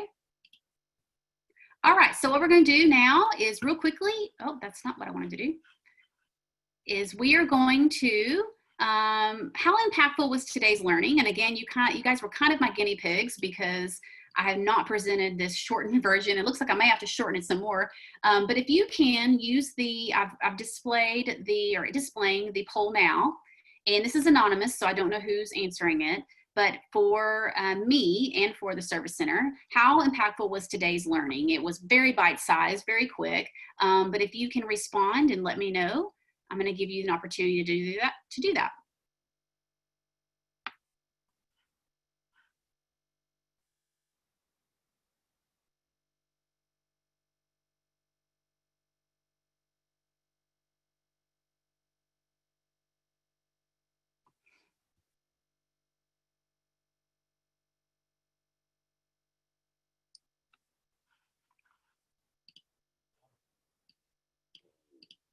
And if you need to leave to go to another meeting, I totally understand. I'm sorry that we are running over. It was definitely not my intention. I have a few resources I'm going to share, but if you need to leave, I'm going to send those things in the email. So if you need to go, it's okay. My next few slides are just sharing a Google site that I've made for English learners and some other sessions that are coming up, but I will send that in the follow-up email as well. So you'll get that if you need to leave.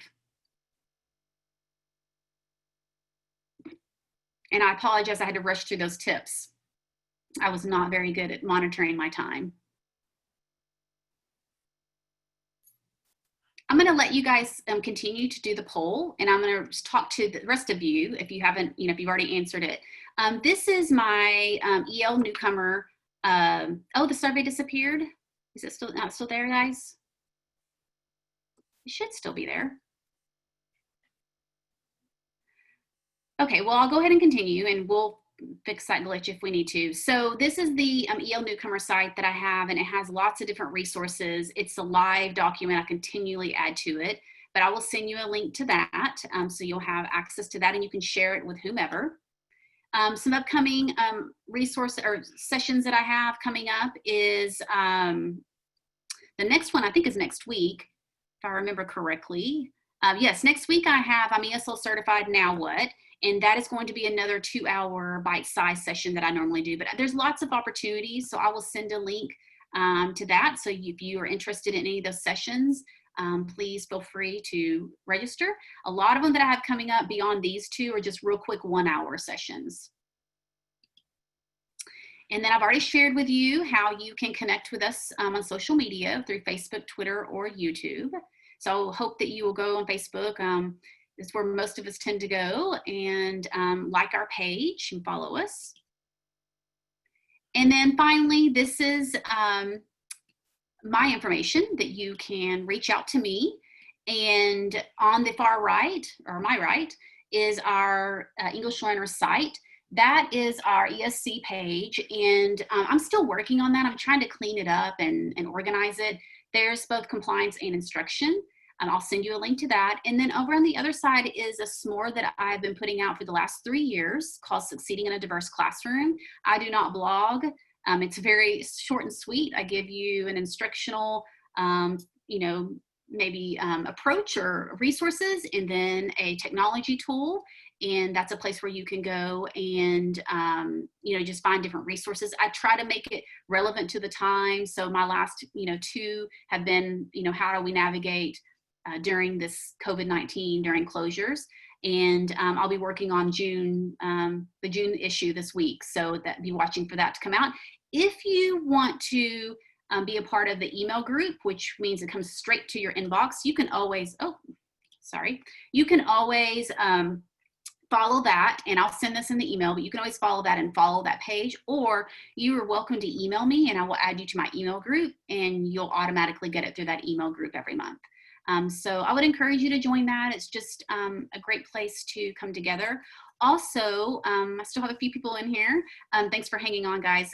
One last thing is that when you go to when I send you the link to the upcoming sessions, I would encourage you to go and look at the 1-hour ESL, Region 11 ESL Teacher Collaboration or Collaborative, or if you're a bilingual teacher, the Region 11 Bilingual Teacher Collaboratives. Those are going to happen once a month through the summer, and then twice in the fall and twice in the spring. But even if you're not an ESL teacher, but you have students, I would encourage you to join that. We've had a great, response, and I have ESL teachers come on and share what they're doing. And so I would encourage you to even if you're not an ESL certified teacher, just join us and you'll learn from your peers, because we have people out in Region 11 that are sharing with us. But overall, again, I'm so sorry I kept you too long. Thank you for joining me. I appreciate the fact that you just, you signed up and you want to learn more about English learners. And I hope that you will join me for some of my other sessions that I have coming up this summer. And again, if you want to join the s'more, if you'll email me, that's the easiest way to join that. And also one real quick thing, certificates. I get a lot of questions about, is this an immediate, is the certificate awarded immediately? It is not. It takes our assistants, I've got to pull down the report from Zoom. We have to verify attendance, so it's not always immediate. But then once they do verify it, you'll get an email from Region 11 with another survey of, how was your experience? A lot of the questions, I don't even know if they're going to be, reflect having a virtual session. But anyway, once you do that, then you have access to your certificate. So thank you for joining me. I appreciate all you do for kids, and hang in there. I hope you do enjoy your summer. You so deserve to have a restful summer. I'll stay on just a little bit longer, but otherwise I hope to see you for my next session. And I believe I have one next week. It's that I'm ESL certified. So now what? And even if you've been ESL certified for a while, please join me and learn some new things. So thank you so much for joining us. And Lauren, thank you for helping me navigate and control everything in the session. Thank you, Melanie. I'll see you for the next session. Thank you for joining me. Thank you. Have a great day. Thank you. You too.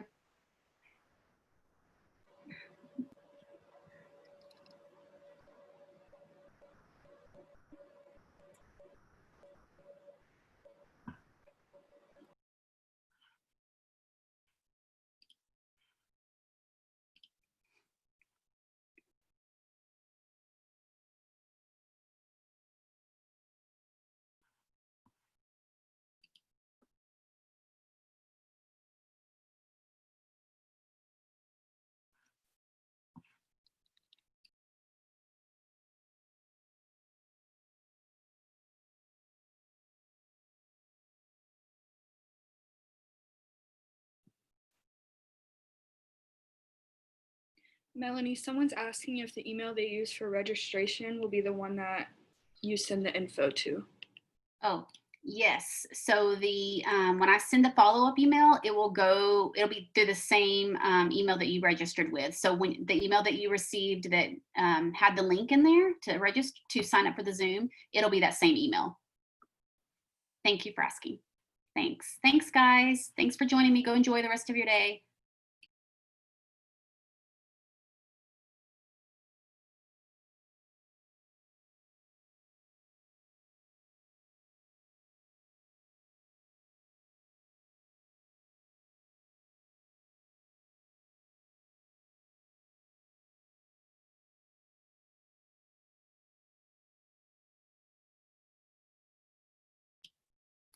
Lauren, do you want to, once everybody is gone, will you stay on just for a second?